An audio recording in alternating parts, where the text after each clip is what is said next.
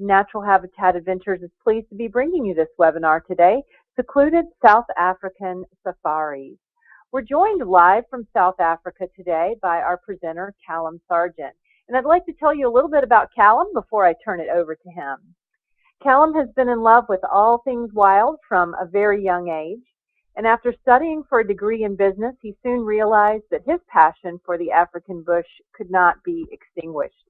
Upon completion of his diploma, he started guiding in the northernmost part of Kruger National Park, a wild little slice of paradise known as Bushveld. And during the 6 years he was based here, Callum helped set up a network of walking trails while deepening a true love of walking in the bush. And then in 2011, Callum moved to Botswana to embark on a childhood dream of guiding safaris in the Okavango Delta. He now realizes that dream every day, relishing each moment spent sharing the wonders of this magical part of the world. And with a keen interest in photography, birding, and tracking, Callum cannot imagine a more perfect place to live and work than in the wilderness of Botswana. And so we are delighted to have you here today, Callum, to tell us a little bit more about this lovely program, Secluded South Africa. Welcome. Good evening, Lee. Thank you for such a kind introduction.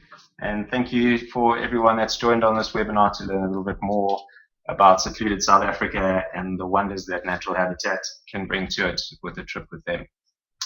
I'm going to start off just from this front screen here, just outlining the trip. The trip is based over 9 nights. And through each part that I go through, I'll show you on a map kind of where we head to and explain the intricacies of each part of it and how it builds one of the perfect safaris that I can imagine. So just to show you my ugly mug and give you a face as to who's on the end of the line, that's me in my younger strapping days, but hopefully I haven't put on too many wrinkles. As from the very kind introduction, I've been working as a safari guide for the last decade, most recently in Botswana, and now my travel's going to take me all over the world. But this little trip that we do with NatHab and I guide as an expedition leader takes us through mostly the northern parts of the northeastern part of South Africa and into the most eastern corner of Botswana, into a little paradise there known as Mashatu.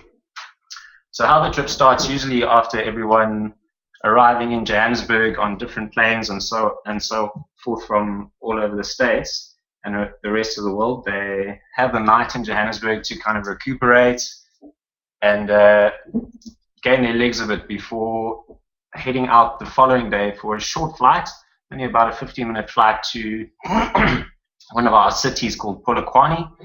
Polokwane to Mashatu is then from a little transfer drive of about 2 hours, which sees us crossing the border into that eastern quadrant of Botswana.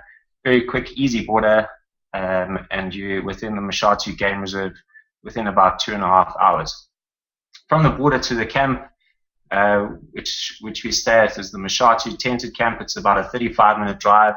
It's in pristine wilderness, and just on your way to camp, you're likely to see an abundance of wildlife. But this gives you an idea of the accommodation you're staying in. So it's not exactly camping. So you've got the luxuries of an indoor tent with double beds and lights and fans, running water, but it just does happen to be in the middle of the bush. I'm just checking what slide I'm on here. I'm currently on a slide with a game viewer. So this is a typical scenario in the Mashatu Game Reserve. We head out on these open vehicles, the open jeeps, as a lot of you will know them as. And you can see in the background there, within about 10-15 feet, there's a wonderful herd of elephants crossing close by.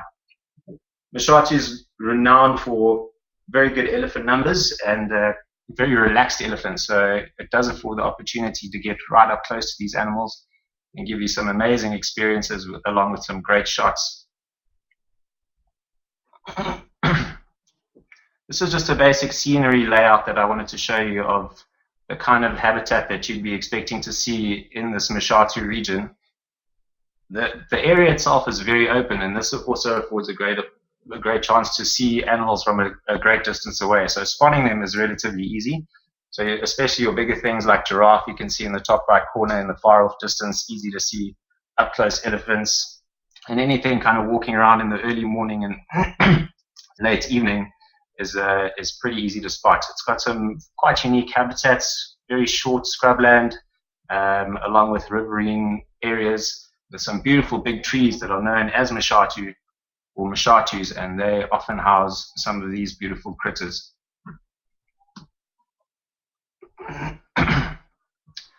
That there was taken on our first afternoon game drive in Mashatu. Mashatu is actually renowned, yet again, not only for elephants, but for a great population of leopards. This was a little female leopard that we came across on the first afternoon who was up in one of these Mashatu trees, very happily just gazing at us, going around her evening bout of cleaning herself before heading out on a hunt. Probably spent a good hour and a half with her, got some fabulous photos, and again, this photos would have been taken within about 20 feet, and that animal was very relaxed.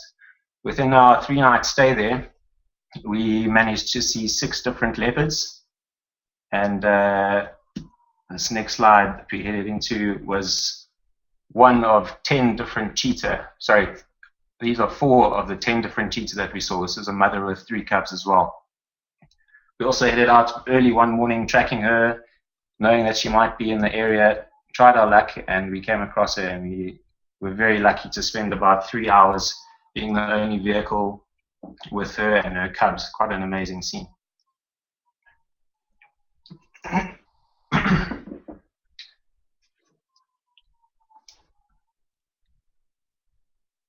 So the safari experience at Mashatu doesn't only end in the bush. So the typical layout of a safari game drive is you head out bright and early in the morning, wake up so usually around 5 o'clock, have a nice tea and coffee, and you're out in the bush for 3 or 4 hours depending what's out there. Come back for a nice something to eat, and then you've got a siesta time. So that can sometimes be 3 or 4 hours where you're in the camp. A lot of people like to take that time to rest and recuperate, read a book. But one of the nice things about Mashatu camp is they have this lovely information center as well, where you can spend a bit of time getting to look up close and personal at the skulls, tortoise shells. They even have little scorpions and so on in there. Learning a little bit more about the smaller things and how the bigger things you've seen work as well.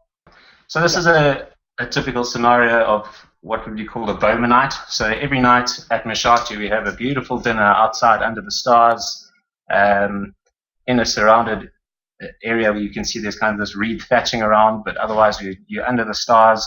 Dinner is served out there, and you can see from still being in the middle of nowhere, from the top left and top right pictures, you have some beautiful meals that are served. Starters and main course are usually served to the table, along with some beautiful wines or some soft drinks if you like. And then main course is usually a buffet that you head up, and it could be anything from ostrich stews to delicious beef fillet, chicken, the whole deal. So you won't go hungry on any of these safari trips, that's for sure. Okay. So from the 3 nights spent at Mashatu kind of gives you an overall experience of a great introduction into the safari world. While we were there, we probably got about 16 different species of mammals. Ticked off a lot of the big stuff, your lion, leopard, elephant, some great sightings of the general game like kudu, giraffe, zebra. So it's kind of what every safari goer on their first safari camp wants to see. So it gives you a great opportunity to tick those off, and then heading from Mashatu to the next point, you kind of open to a different experience. So the next spot is we head into Pafuri, which is right in the northern part of Kruger National Park. As Lee mentioned before, that's one of my favorite areas still in the world today, yet alone South Africa. I spent a good 6 years of my guiding career up there, and it's still probably the most diverse region that I've ever experienced. From Mashatu to Pafuri, we have a road transfer, which again takes about 2.5 hours, and then ending up right in the northern part of Kruger National Park, which is bordered by the Limpopo River to the north and the Luvugu River to the south.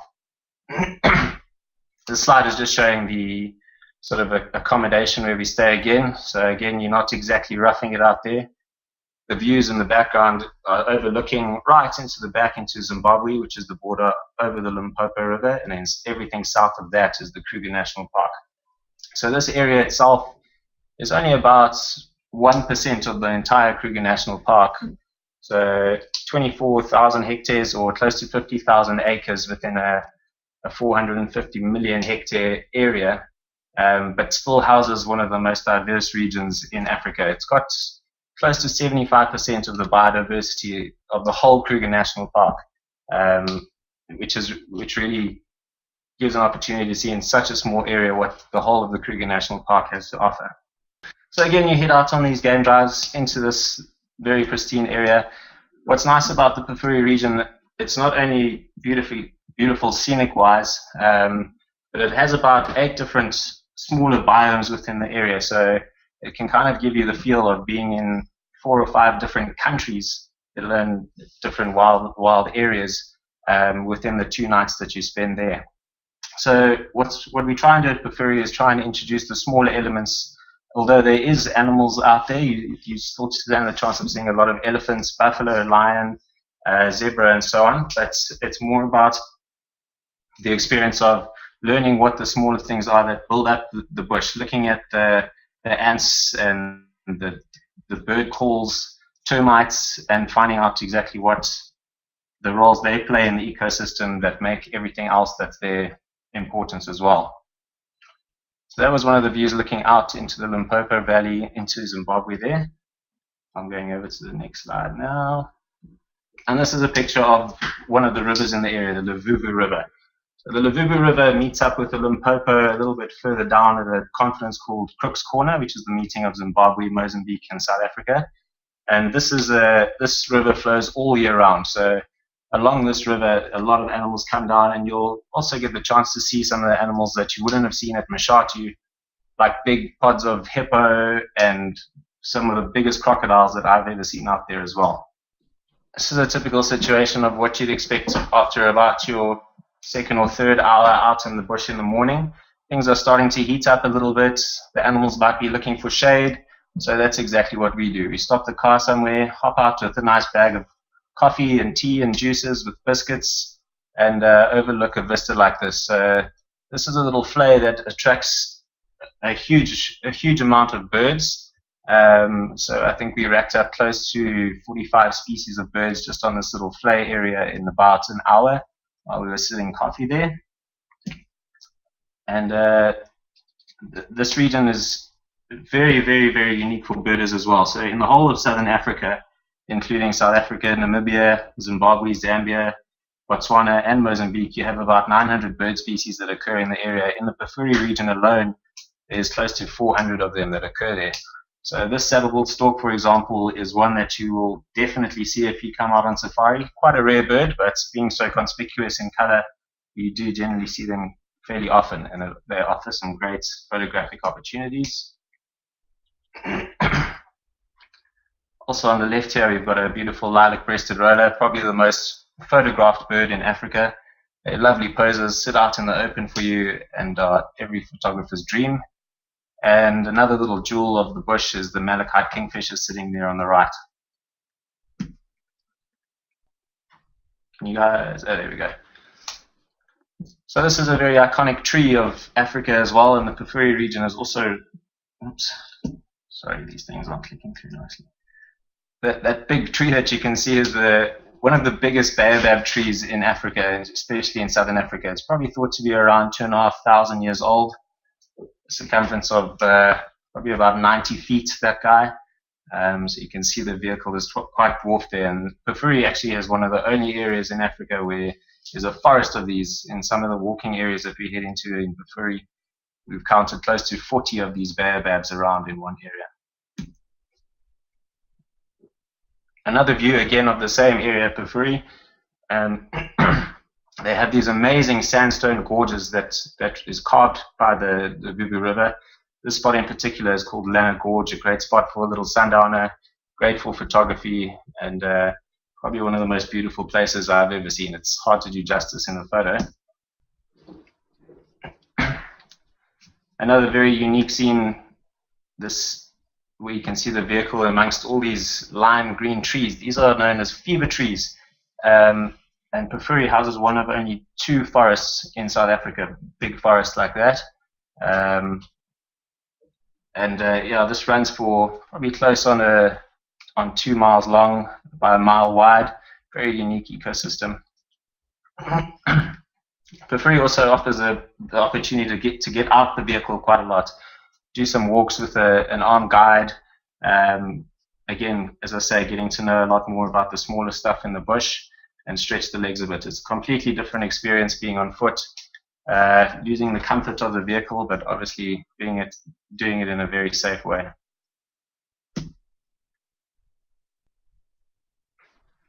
Another great situation at the end of the day, as sun's going down, it's always good to wet the throat in a nice view. This is of a typical scene of having a little gin and tonic on the Limpopo River there, overlooking into Zimbabwe again, smiles, talking about the events of the day, the custom of safari. So again, having 2 nights in the Pafuri region there, 5 nights into your safari, we then take a flight from the Pafuri region into the Sabi Sands. The Sabi Sands is quite a famous area of the Kruger National Park, renowned for a lot of big game and some great accommodation there as well. So it's about an hour flight from the Pafuri area into the Sabi airstrip. And from there, it's only about a 20-minute drive straight into the camp. So again, you can see it's not exactly roughing it in the middle of nowhere. Wonderful big king-size beds, big stone baths, even a jacuzzi outside, and some amazing outside dining, and even a candelabra hanging over the tables there. So it really brings a luxurious element into quite a primitive environment. Again, a nice little typical situation of the game viewer that we'd be in during the morning, stopping as it gets a bit hot, pouring some coffee before heading back into camp for a little siesta. Sabi is renowned for some great predator viewing, and the Sabi Sands in particular, where Sabi is a great environment to look for leopards, lions, and we probably saw about 16 different lions just in the 3-night stay there, as well as one of the unique species of the regions that we wouldn't have found in the Mashatu area or the Pafuri area, which is the white rhino and black rhino.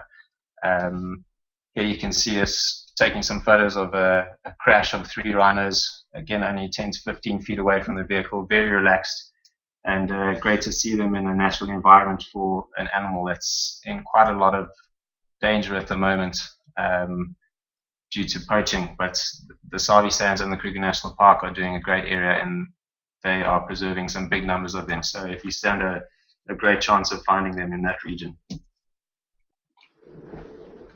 Again, the general wildlife in the Sabi Sands region is spectacular. You see some big journeys of giraffe, up to 10, 15 giraffe at a time. Bottom left are some big male kudus, very iconic of the whole of Kruger National Park. And on the right, a beautiful big male waterbuck as well. So the last stay, the Sabi stay, kind of wraps up everything together. So you've had your great game viewing at the outpost, at Mashatu, links it all with the smaller things, and some good game viewing at Pafuri, and then usually ended off with some spectacular viewing in the Sabi Sands. So with 3 nights there, you kind of finish up everything you could have wanted to see on a safari. So that kind of sums it up again. So on your 9-night stay, the 1 night in Johannesburg, 3 at the Mashatu region, 2 in Pafuri, and 3 at the Sabi Sands. Mashatu bringing a great introduction to safari. Pafuri with the unrivaled diversity and linking the smaller aspects, and Sabi finishing it off with some extremely luxurious accommodation and gathering a greater appreciation of everything put together in the African bush and nature in general. And to summarize, yeah, it really is out of all the safari trips that I do, it ranks right at the top. It's it's a lot of what you need on a first safari or a fourth or fifth safari. It would still cater to everyone's needs. So highly recommended, and I really hope that everyone out there who is considering it comes and meets me out here, and I can introduce you to what it's all about. Well, thank you, Callum, and we will have you hit the backspace button. We'll bring back that last slide and leave that up on the screen. So I would encourage all of you listening to send in any questions you might have. It's we're quite fortunate to have Callum here with us. So if you have anything that you would like to ask him, please send that in through the question box, which is over on the right-hand side of the screen. So, Callum, I know that this is a question that we get often, and it's regarding packing and how to prepare for this trip. Are there any luggage restrictions?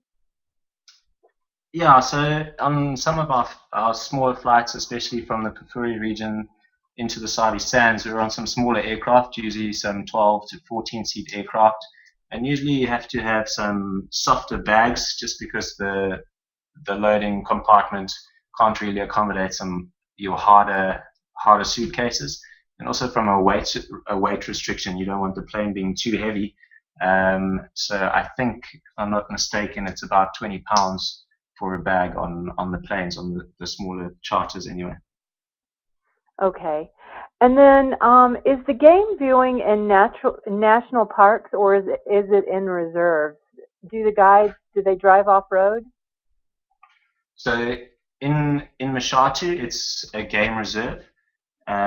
So it's very specific on the environment there. So they don't want to go tearing through stuff that's going to take a long time to rehabilitate. But the guides on the ground, they are very good at assessing which areas are scenic sites, for example, and which are not. So there you can go off-road and you can get nice and close to the animals. The next stop per ferry is in the Kruger National Park. It's what's known as a concession. So it's private land that's been given back to a community, but is still run and managed by Kruger National Park as a whole. But in that region, they don't go off-road in that area, as it's still considered as Kruger National Park in that area. Whereas the Sabi Sands is a private game reserve neighboring Kruger National Park, where the fences are dropped, so it's still open to Kruger National Park, but there they are allowed to off-road as it's private land, as opposed to government land. And again, with the discretion of the guides on the ground, they'll assess if they can go off-road in which areas. Okay, all right, that's great, thank you. Now, what would you say would be the best time of year for this safari? The safari runs probably best all the way from March, I'd say, right up to November. As we get into the rainy months from December, January, February, it can get a little trickier, especially when it comes to going off-road. With a little bit of rain, it gets tough as you get stuck in the mud, and you also don't want to rip up the ground too much. But that time of year also offers a very different experience, with all the migratory birds coming down, for example. All the babies are usually popping out with the mammals. Insects are all over, frogs and so on. But from a game viewing perspective, I'd say probably from March to the end of October, beginning of November would be best. The bush is also starting to die down a bit then. It's not as lush. Visibility is a lot better. Water sources become more isolated, and you stand a better chance of seeing the animals kind of around the water at that time as it gets a bit hotter. Okay, great, thank you. Now, for those that are into photography, what sort of equipment would you recommend that they bring with them? The cameras have really advanced lately, and there's some great compact cameras that have got incredible zoom. So there's the Sonys and Panasonics and the Canons that have put together the compact cameras that actually don't have the interchangeable lenses but have 60 or 70 times zoom. And we're seeing it more and more in the photographic world, or on the safari goers world, that they're rather bringing those than the big, heavy equipment that can sometimes take up 3/4 of their luggage allowance. So depending on what you want to do with the photos, if you just want to take some snaps to remember and maybe put a coffee table book or something together, one of those compact cameras with a good zoom on it is more than adequate. If you wanted to blow it up into something that you're going to frame and hang on your wall in a very large size, then you'd probably be looking at your interchangeable lens cameras or the SLRs as we know it. All right, very good, thank you. What about, okay, accommodations? There's a question here about whether the accommodations are all inclusive. Sorry, the accommodation of all the... are the accommodations, is everything included? Are there any extra fees? Yes, they're all included into what the price is for the specific trip. All the accommodations included. Okay, and then everything at the location where you might be staying, would there be any add-on charges at these different locations or no? Only for items of a personal nature. All your meals are included. They offer, I think I can't remember off the top of my head the amount of drinks per day, but it works out basically that everything is included on the whole trip, unless you are having some of the reserve whiskies or something like that, or champagnes, that would be for your own account. Okay. All right. Very good. Thank you. Well, we have answered all of the questions that were posed, so thank you very much. I'm going to turn it back over to you, Callum, for anything you might like to share with the audience before we go. Just thank you very much. Thank you for taking the time once again to join me on here. I'm sorry it was a bit slow clicking through at some stages, but I hope it gave you a better insight into what an expedition trip out in this region of the world would give you, and kind of some of the wildlife and the regions that you'd see. And yeah, I hope to see anyone out here that's been on this trip and introduce you to this part of the world. Thank you so much for being with us today. We appreciate it a great deal. With that, we will say good day and conclude our webinar. Goodbye, everybody. Have a good day.